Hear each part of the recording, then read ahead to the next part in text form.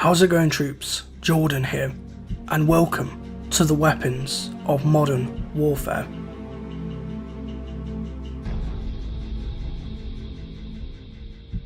In this episode, we'll be taking a look at the AK-47. The Avtomat Kalashnikova Model 1947 was a Soviet assault rifle designed by Mikhail Kalashnikov and manufactured by Kalashnikov Concern, formerly known as Izhmash. Mikhail Kalashnikov began his career as a weapon designer in 1941 while recovering from a shoulder wound which he received during the Battle of Bryansk. After his recovery, in 1942, Kalashnikov started working on a submachine gun design, followed up by a light machine gun design in 1943. After losing out on a weapon design competition a year prior, it wasn't until the final year of World War II when his design, which featured a short-stroke gas piston above the barrel, a breech block mechanism similar to his 1944 design, and a curved 30-round magazine, which ended up being one of the most familiar features of the AK-47. In 1946, prototypes, simply called AK-46s, were presented for official military trials. These prototype designs had many similarities to the German Sturmgewehr 44. Later that same year, as the rifles were being tested, a major redesign to improve reliability was suggested by one of Kalashnikov's assistants, Alexander Zaitsev.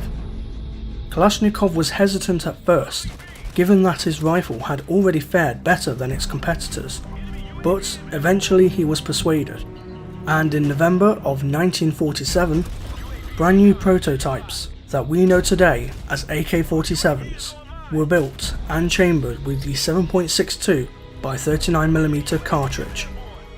The first Army trial series began in early 1948, where the new rifle proved to be reliable under a wide range of conditions with convenient handling characteristics.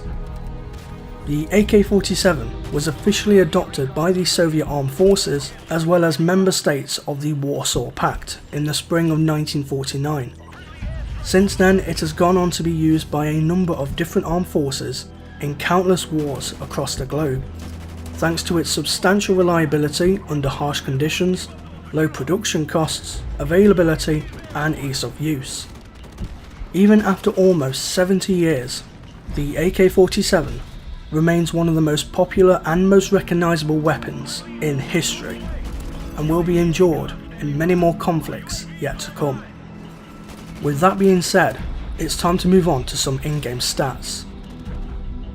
The fire mode of the AK-47 in Modern Warfare is set to fully automatic, allowing you to pull down the trigger at a constant until you need to reload.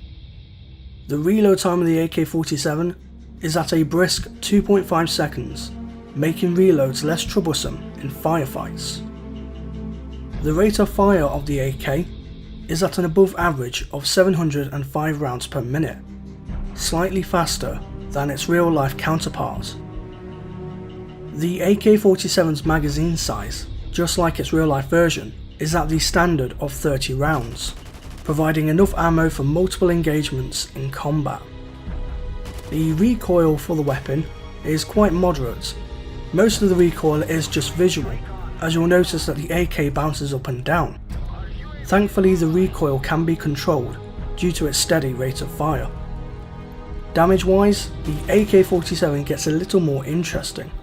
Damage figures are set at 40-30, the same amount of damage an M16A4 can do. This equates to a 3-shot kill at centre mass in close quarters, dropping off to a 4-shot kill over long range. The AK-47 also has a 1.4 times headshot multiplier, like many other weapons, making headshots 1 shot less for the kill.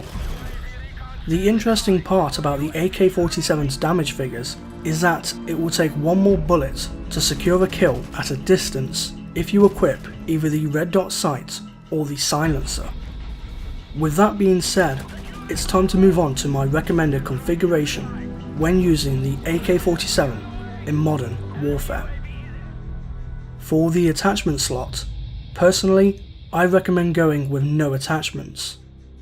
The red dot sight and the silencer both decrease the weapon's damage output at longer ranges, and the ACOG scope isn't a sensible choice given the moderate recoil the AK-47 possesses. You could go ahead and equip the GP25 grenade launcher, however this takes up your tier 1 perk slot, so for me, the AK-47 is better off going in bare. Moving on now to my recommended perks. For tier 1, I have selected Frag ×3. As I mentioned before, if you do go ahead and select the grenade launcher, this will take up your tier 1 perk slot. However, if you do decide to run with no attachments, like I suggested, Frag ×3 is the perk that I have selected. There's not many useful options in the tier 1 slot for the AK-47. We could go with Bandolier, but given the great damage output, it shouldn't require more than a few bullets per target. Frag ×3 also gives an increased chance of securing extra kills, due to the grenade's blast radius, which I guess is a bonus. For tier 2, Stopping Power allows for greater bullet damage and less shots to kill, perfect for any gunfight. And lastly, for tier 3, Steady Aim increases our hipfire accuracy. Combined with Stopping Power, Steady Aim grants us to move around corners with a tighter hipfire spread as well as further output damage, a deadly combination in the right hands. So, my final verdict on the AK-47 is a 4 out of 5 star rating.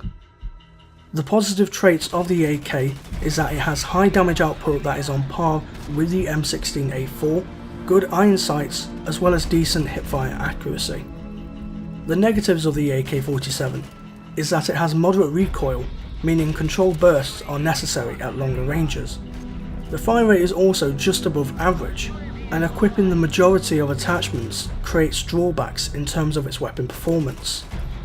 With all these points taken into consideration, I have given the AK-47 the title of Old but Gold.